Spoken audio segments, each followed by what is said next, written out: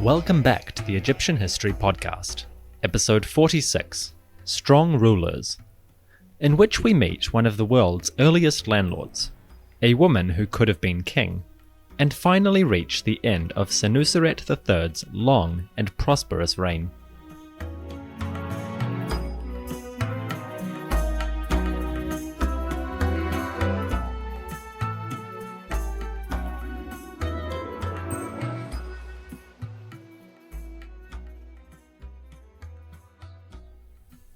Over the 5 previous episodes, we have explored the reign of Senuseret III from the political, international, literary, and religious angles. But the common thread running through these episodes has been the fact that Egypt is enjoying one of its most prosperous economic and cultural periods so far. But we haven't really explored this in any particular detail, beyond the big picture climate and administrative material. We've talked about the aristocracy and the royal family, but the economy encompasses every individual of a society. So how do we know that the country as a whole was prospering? The answer comes to us from a man named Heka-nakht, who wasn't a member of the royal family and wasn't an elite official or nobleman. He was a rural landlord and held the very minor title of car priest. So he had some wealth, but probably not enough to live a life of leisure or avoid working daily to ensure his family's sustenance. This makes Heqanakht the closest we have to a middle-class individual from ancient Egypt. He was a literate man who could leave written evidence of his existence, but he was still connected to agriculture and the rural economy, enough to give us a sense of what people outside the royal family and nobility experienced. Surprisingly, Heqanakt's existence was revealed entirely by accident. No tomb has been found belonging to him, and the location of his estate is still conjectural. The reason we know about him at all is because archaeologists digging in a tomb at Thebes found a collection of letters written by Heqanakht and buried in the rubble of another man's burial chamber. The letters reveal many details of daily life and Heqanakt's personal concerns.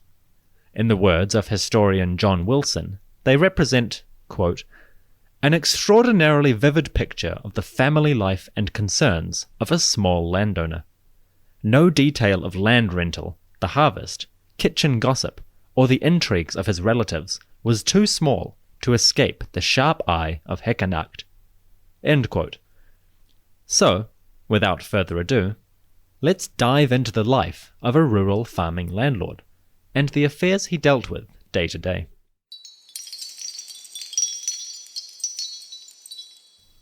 The first letter was written during the annual flood, probably around November. Heqanakht was away from home at an unnamed location south of Thebes. Realizing that the flood would soon end and the fields would need to be planted once more, Heqanakht wrote to his manager, a man named Meru-Ptah. Quote, words written from the car priest Heqanakht to Meru-Ptah. Concerning every part of our land that is flooded by the inundation, you are the one who shall cultivate it and take heed. I will hold you accountable. Be very diligent in cultivating. Take care that the seed is guarded and all my property is protected. I will hold you accountable, so take good care of all my property. End quote. Meru-Ptah seems to have been in a position of some authority. Perhaps he was a relative of Heqanakht, or worked as his estate manager. Otherwise, this seems like a rather abrupt and unfortunate promotion. But he probably knew what he was doing, if Heqanakt's following remarks are any indicator. Quote, arrange to have Heti's son, Nekhet, travel down to Perha, which is south of Thebes, to cultivate 2 akhet of land on lease. They should do this using the linen woven at home. If they collect the barley that is owed to me, they can use that as well. If you have any leftover linen and don't have anything to do with it, have them lease more land according to its value." End quote. Quite an enterprising fellow, Heqanakht. Given the opportunity to lease more land than he'd planned for, he seized it with gusto. He also took great concern for the amount of resources at his disposal, and was acutely aware that situations could change, and sometimes you might wind up with a surplus of material. It also highlights a matter that I find, personally, quite fascinating. The fact that, for ancient Egyptians, one of the most useful and valuable items of trade was linen. It is versatile, it is durable, and it requires a lot of effort to produce, making it valuable. From at least the time of the Old Kingdom, and right the way through until the late New Kingdom, linen seems to have been an incredibly common resource to use as an item of trade. It's so common, in fact, that it is quite surprising no Egyptologist has yet done a concerted study on linen as a form of proto- or pseudo-currency. Historians, particularly of the economic faith, are unfortunately fixated on using things like metal or weights in order to evaluate currency and when it first showed up. You can obviously see why, because coinage is one of the major features of ancient economies. But that's not really useful in Egypt at this date. Rather, you need to look to other items, things like bread, beer, and linen. So Heqanakht reveals one of the most important aspects, but also one of the most underappreciated aspects of the Egyptian economy. Although it was mostly trade-based, with a payment in kind rather than using currency, the Egyptians were starting to develop an awareness of certain objects being particularly useful for trade. Linen was the best of these. Heqanakht now moves to a more serious concern, revealing his somewhat stern manner and careful management of all his resources. Quote, "Now look, Merisu, before I came upriver, you leased from me 3/4 of an akhet field, growing just Lower Egyptian barley. Take care, do not defraud me of even 1 sack of my proper due. This is not the year for laziness of a man towards his master." End quote. It seems that Merisu was not only a manager, but an actual tenant of Heqanakht. In addition to acting as the overseer for the planting, he was independently leasing a parcel of land from Heqanakht in exchange for a cut of the harvest. For the economic historian, such exchanges and admonitions are decisive proof of one of Egyptology's more elusive concepts: the capacity for an individual to own, lease, and use land according to his wishes. In other words, it is evidence for the concept of private property as a feature of the Egyptian economy and society. It certainly wasn't as common as it is today, but it did exist in some places. The poor, or at least the moderately poor, could rent land from the wealthy in exchange for a share of the crops. As a result, our awareness of the Egyptian economy as something not exclusively dominated by the royal government becomes a lot clearer. Heqanakht was lucky. He had gained or inherited an estate. For many in Egyptian society, the option simply wasn't there. They lacked the resources. And he was guarding the privilege jealously, holding his appointed manager accountable for how the planting went ahead. I would not have wanted to be Merisu, for Heqanakht seems to have been a stern, even grumpy master. Quote, "Now, concerning everything that Heti's son Nekhet will do, take note. I have not calculated any more than 1 month's income for him, consisting of 1 sack of barley, with another sack for his dependents. If you exceed this amount, I will consider it theft on your behalf. Take care." End quote. Yeesh, thank heavens for contract protection and labor laws. Anyway, Heqanakht's concern over income and how his people were paid reveals a lot more to us than simple stinginess. Like the aristocratic elites in government offices, Heqanakht's extended circle became something akin to an early social network. Or, more accurately, a patronage network. The landlord took care of his own, and saw to it that members of his family and the families of his staff were seen to. Quote, "Now, little Sneferu has grown up. Take good care of him, and give him an income. And send my greetings to him 1,000 times, 1,000,000 times. Pay attention, now that I've written about it. And when the land is watered, Sneferu should cultivate it alongside you and Inpu. Look after him well. Take care of Sneferu and Inpu. You live with them, and you die with them." End quote. Heqanakht might be a classic example of the Egyptian farming estate operating on the basis of kinship. Sneferu has clearly been familiar to Heqanakht since his early youth, which suggests that he either grew up on the estate or is the child of someone who works there. Now that he's grown up, Heqanakht does not hesitate to give him an income and have him work in the fields. It's all very informal, in the way that you'll still find 90% of human enterprises and businesses functioning today. In fact, it's actually a very recent phenomenon to have workplaces populated by people who have little to no familial kinship with one another. That whole resume, interview, contract process, that is really recent. For the ancients across the world, and still most businesses today, kinship and familiarity dominated the game. Heqanakht has known Sneferu for a long time, and now does not hesitate to consider him a suitable worker. Perhaps, in some way, Heqanakht considered this part of his obligations. To give Sneferu this job is to make sure that the young man works for someone who knows him, and who has an interest in his welfare, and helps him get a foot on the ladder of economic life. In many ways, this might be seen as a sort of middle-class version of Ma'at. Heqanakht doesn't invoke the concept explicitly, but he is taking care of those beneath him, which is an essential tenet of good governance. So, in a way, he is enacting in day-to-day life the sort of concepts that were really important to the upper elites and the royal family at this time. Moving on from his young relative, Heqanakht now takes care for the household gossip. Quote, "Now, expel that housemaid, Senin, from my house. Take care once this letter reaches you. She shall spend only one more day in my house.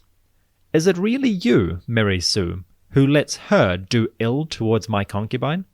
Have I ever allowed ill to be done to you? Do your duty. Are you not established as my partner? Anyway, give greetings to my mother Epi 1,000 times, 1,000,000 times, and greetings to my wife Hetepet, and the whole household, and my concubine Neferet." End quote. I am very curious to know what that housemaid, Senin, did that caused Heqanakht to expel her. Perhaps she stole something, or offended or insulted the concubine Neferet, or perhaps she was more generally disliked by the household, and it finally came to a climax. We'll never know exactly, but little details like these are what really make the letters of Heqanakht excel as one of the greatest insights and resources available to Egyptologists.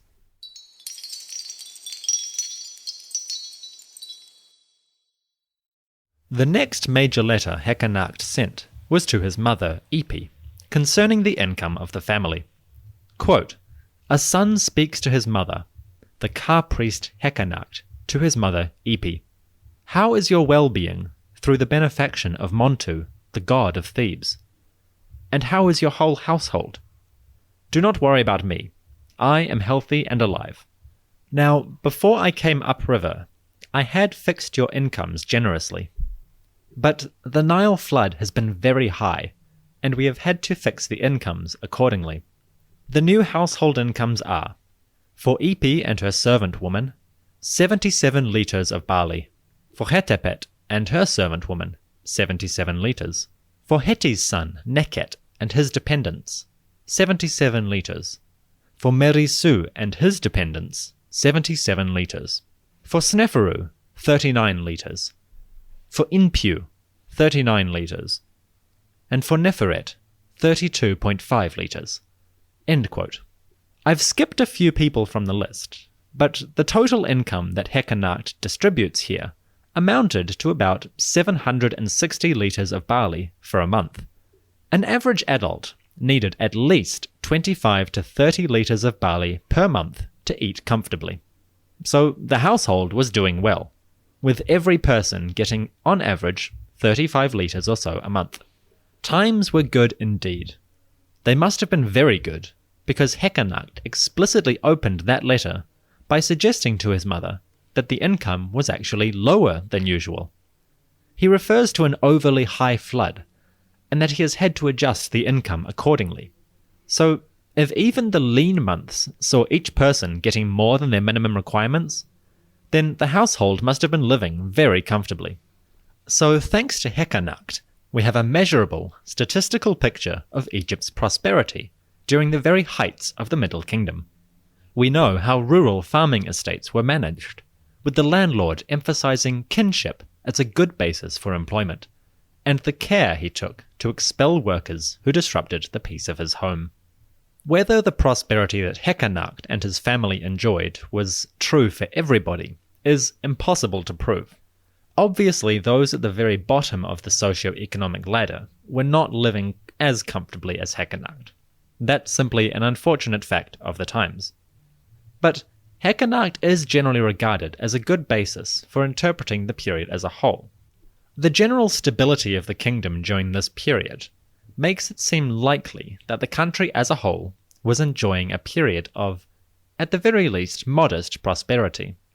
There are no references to any significant droughts or excessive floods. There is no suggestion of social instability, which often followed such droughts or excessive periods. So, at the very least, the average person was doing no worse than during the very heights of the Old Kingdom.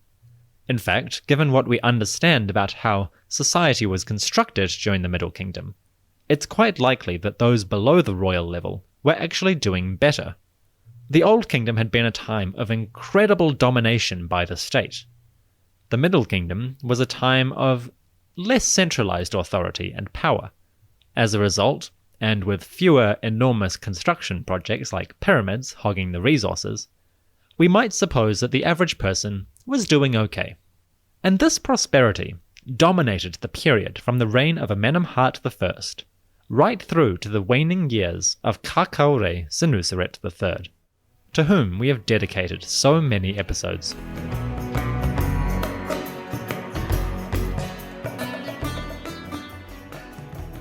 Senuseret was truly, by Egyptian standards, a king among kings. He had led victorious campaigns, expanded and fortified Egyptian territory in Nubia, building immense and complex fortresses that still survive today. And he had built two magnificent royal tombs at Dashur and Abydos. He had redefined the image of the king with his somber, lifelike statues, and been the fortunate overseer of a cultural revival in which literary and artistic output flourished. The later years of this king are murky, and very few details survive. According to general tradition, Senuseret died sometime around year 19. This is supported by the fact that no named documents survive from after this date, meaning that any evidence for a longer reign is rather circumstantial. That being said, there still might be some basis for thinking he lived longer. According to historical tradition, Senuseret did in fact live long enough to celebrate a Sed festival. This is a celebration that was supposed to occur in a king's 30th year on the throne. Now, it's not unheard of for rulers to have celebrated them earlier, but most of the time, Sed festivals seem to have occurred in that period. So, Senuseret III might very well have ruled as long as 30 years. Then there is the unusual case of the overseer of the storerooms, Nefer, who set up a funerary stela during the reign of Senuseret III, but was buried in the cemetery begun by his son, Amenemhat III. Since, in the opinion of Egyptologist Wolfram Grajetzki, Nefer is unlikely to have died until the second half of Amenemhat's reign, then it is more likely that the funerary stela was set up before Senuseret died, well into a co-regency with Amenemhat III. And so, through some admittedly weak and circumstantial data, with more than a few guesses, we come to the conclusion that around year 19, Senuseret actually appointed his son Amenemhat III as a co-regent. The king continued on living, but perhaps took a step back from the public limelight.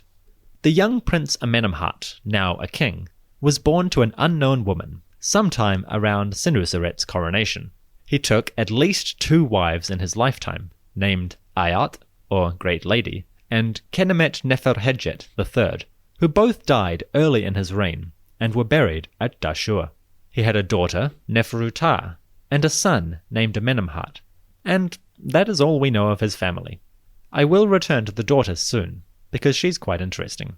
At any rate, it was enough to ensure a succession, and when Senuseret finally died, sometime after his 30th year, he did so knowing that the line was secure. Looking back, it is easy to see that the reign of Senuseret III is one of the high points in Egyptian royal culture and political history, and we will hear more about this king as time goes on, because the Egyptians of later generations looked back on this period with the benefit of hindsight and no small degree of mythologizing. And they came to some very interesting conclusions about the 12th dynasty's overall significance. At any rate, Senuseret III died sometime around the year 1845 BCE, and the throne now passed properly to his son, Amenemhat III. Amenemhat was not as active as his father. He did not lead any campaigns personally, and only a few temples were constructed on his initiative. For the most part, he seems to have lived in Senuseret's shadow, and most of his efforts were spent simply finishing the work of his father. That being said, there are at least 3 noteworthy elements to his years in power, which we will explore now. The first of these concerned Nubia, and the fortresses which were now running at full capacity. Thanks to the conquests of 12th dynasty kings, and the steady, ongoing building program in the region, immense fortifications served to protect Egyptian travelers and traders. They also offered a rather unexpected economic and religious opportunity.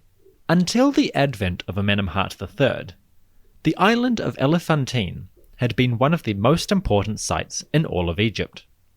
It was here, at the southernmost point of Egypt itself, that observers could chart the beginning of the annual flood. As the waters began to rise at Elephantine, they knew that the inundation had begun, and a swift runner or boat could bring the good news downriver to the major centers at Thebes, Abydos, Memphis, and Ichtawi. But now, thanks to the fortifications, this process could be observed weeks earlier than before, and farmers to the north could receive word of the inundation well in advance of its true beginning. This was incredibly beneficial on an economic level, because they could now leave their crops growing until the last possible minute and begin to harvest them as the waters began to rise and the news arrived. As a result, the output of their harvests probably grew noticeably, and fewer were lost thanks to the early warning system, which Nubian fortresses made possible. How do we know this initiative was begun under Amenemhat III, though? Well, it's very simple. Egyptian workers at the fortress of Semna, which now marked the southernmost limit of Egyptian territory, began carving lines showing the highest point the flood had reached in that year. Wonderfully, they also made a point of dating these lines according to the king and the regnal year. Thanks to their modest efforts, which lasted for about 150 years, we now have both a stable record of the Nile floods and a mostly complete chronology of the king's ruling during this period. Thank you, anonymous Egyptians. We owe you so much. So that's the first of the major occurrences in Amenemhat's reign. The second was the renewal of large mining expeditions being sent to the Red Sea and the Sinai Peninsula. From a great variety of sources, it is estimated that no less than 25 different expeditions were sent in Amenemhat's reign out to the east.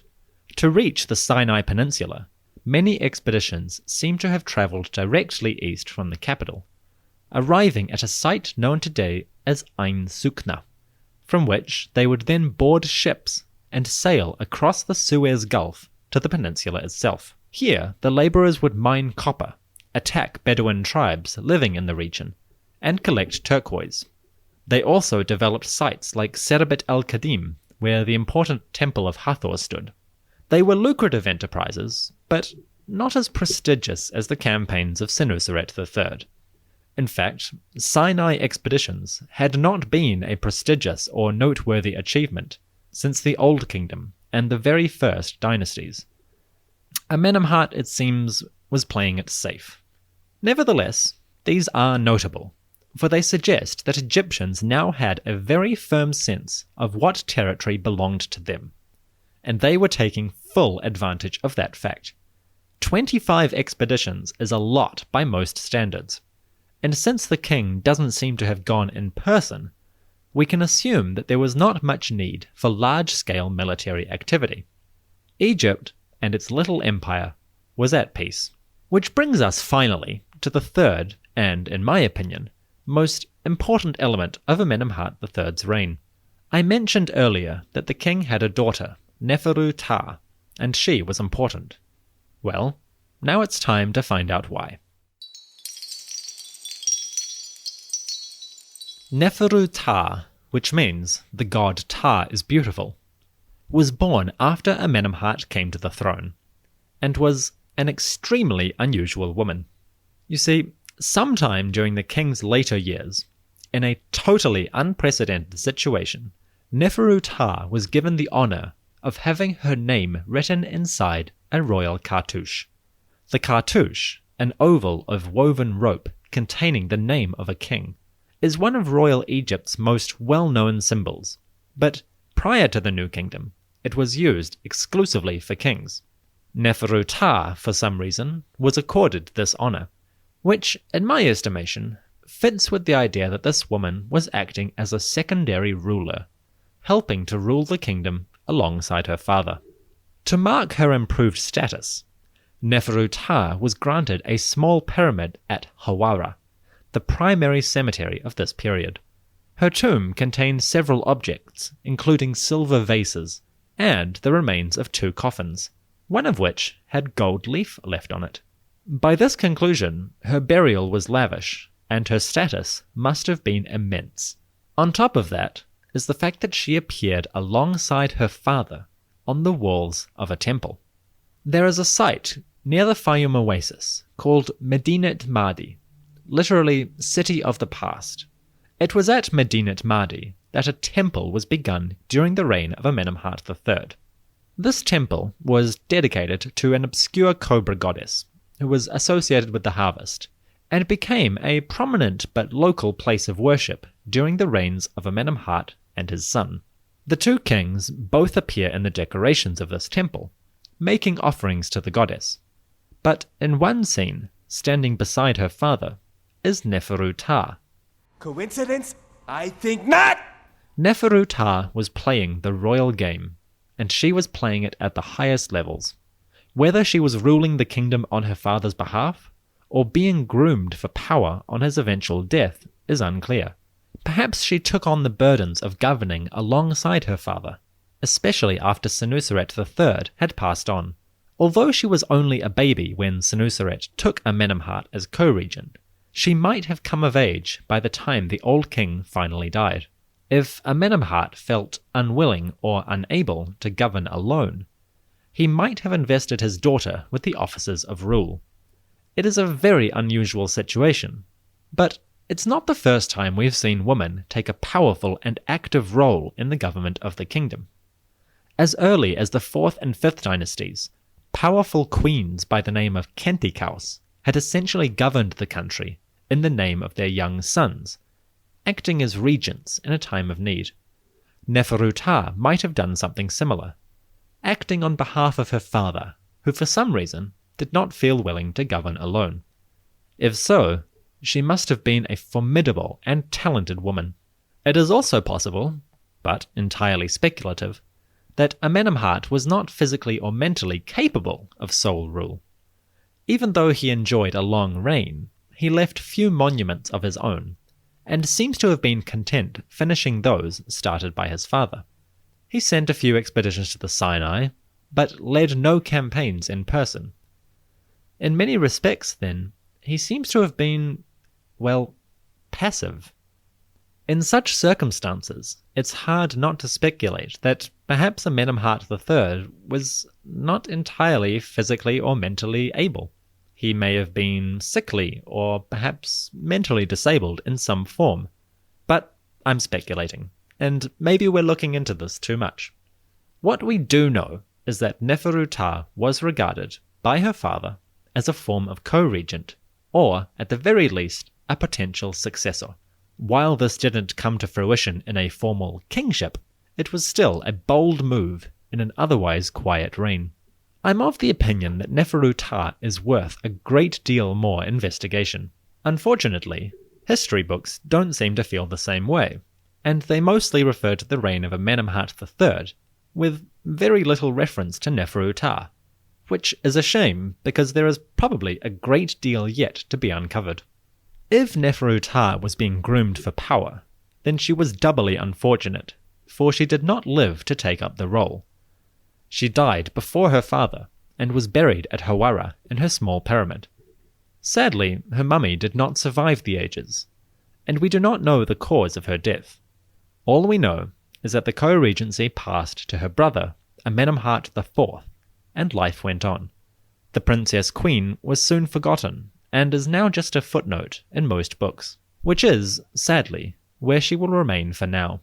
Until such time as more excavations are undertaken at her pyramid, and the temple of Medinet Mahdi, we will never know the full extent of her influence, and her oversight of royal affairs.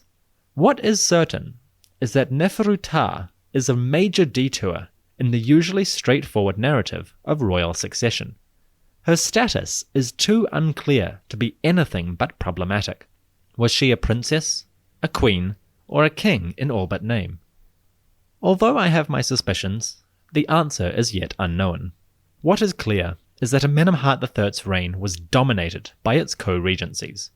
With Senuseret III, Neferu-Ptah, and Amenemhat IV all sharing power with this king at one point or another, the reign of Amenemhat III is a strange and twisted little affair.